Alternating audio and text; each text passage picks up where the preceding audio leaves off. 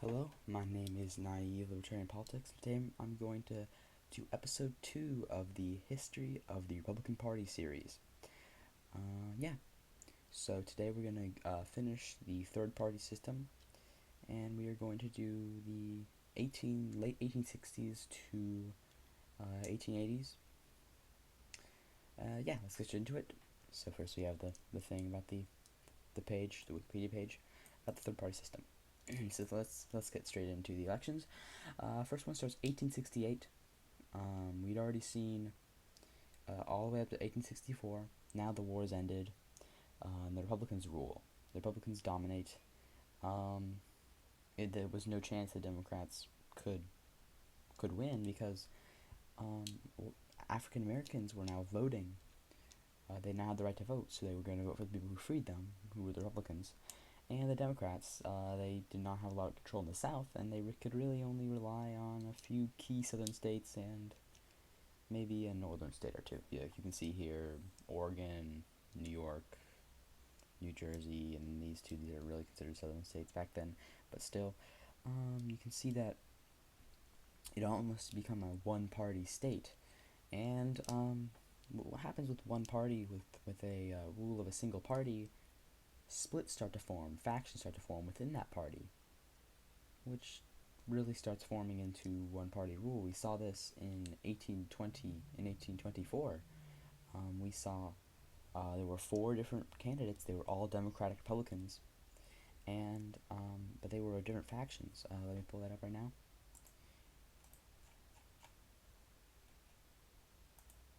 You can see here all four of these people were all Democratic Republicans, but they were all different factions.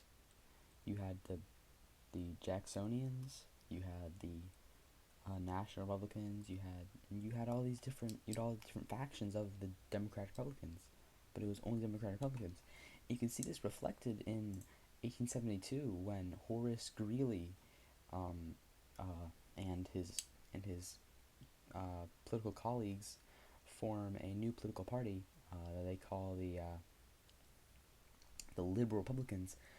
It's really a faction that was distrustful. They were anti-Reconstruction. They were actually pro-Reconstruction, but they believed it was already over. And you could see that normally that would go to the Democrats, but Democrats had no chance anymore. So the Liberal Republicans formed, and they were basically a faction within the Republican Party that made made its own party. That's why these are all blue like Democrats, but they are really Liberal Republicans. Horace Greeley died before the election ended, before the electors voted, so it exploded into a million different candidates. But yeah, the Liberal Republicans, they were a faction, and when you have a party that opposes, when you have a single party system, that one party starts to go factions in it, which end up representing that basically the old parties. You can see these liberal Republicans really were made supposed to represent the Democrats, and they were anti-corruption and stuff like that. But what happens is, like I said before, a single party system breeds factions in that single party, and you can see here that the party was the Republican Party had emerged as the dominant party after the Civil War, but and you can see that many had become unhappy with President Ulysses S. Grant, who was a war hero, but and you can see a lot of the liberal leaders had been fighting. A lot of the leaders who went up and formed the party were had fought against slavery and were pro Reconstruction at first, but they believed that they were done, and it was really a battle between liberal Republicans and radical Republicans. Liberal Republicans being, maybe we should stop this Reconstruction, and then the radical Republicans said we need to keep going, keep at it, and you can see that they were succeeded by the half-breed faction. So you see, this was all faction. These are all factions. Factions grow when you have a single party. It's just how it must go because if you have a single party, not everyone is going to have to agree with that party. There's going to be factions. The only system where there isn't factions in a party like that is where you have is where there's an oppressive regime that oppresses other ideas except the main party's ideas, which America is not. So of course factions are going to grow within the party, and which sprouted the Republican Party. Yeah. So here we have Ulysses S. Grant. He was the presidential candidate who was, you could say, the face of the Republican Party. He was he was pro 15th Amendment.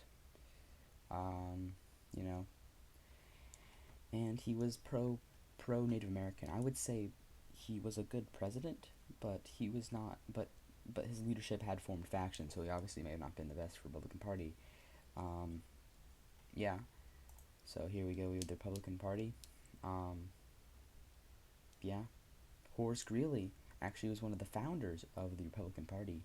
He was the candidate, and you see, it really shows that when you have a single party in power all the time, you have it's just factions form because it's impossible to satisfy everyone with one ideology.